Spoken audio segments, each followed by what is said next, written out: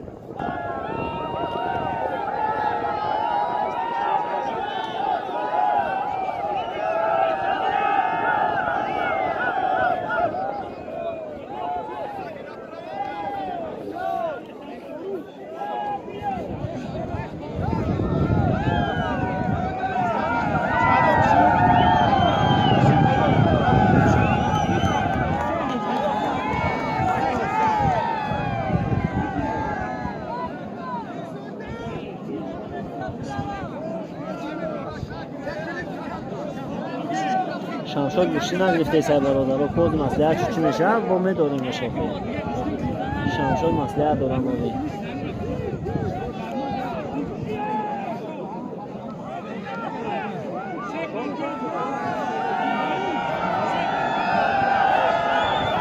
برادران شمشادی رو با مسلحتی یک خیله اومدن هر دش سه پارتی دیگه میگیرن کدومش که بزنن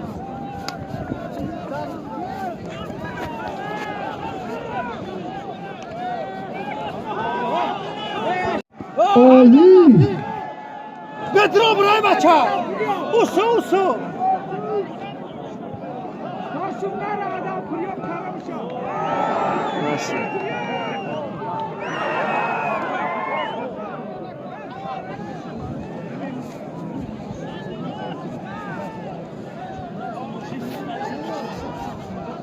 پهلوان هر کی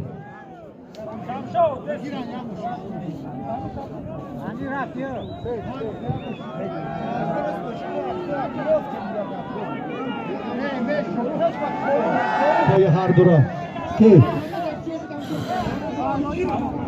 تشکر به هر دو برای کار شمشاد قدرشناسی فتوت و جوانمردی. سلامت باشید. همه کار مرحله نهایی به عزیز خود را داراست. مکافاتی ارزنده و شایسته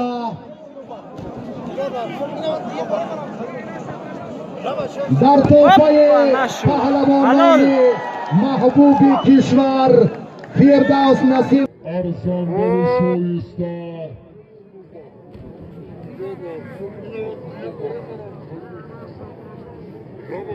در تحفه پهلوانان محبوب کشور فردوس نسیموف و محمد از ناحیه رودکی شد جایزه مکافات عالی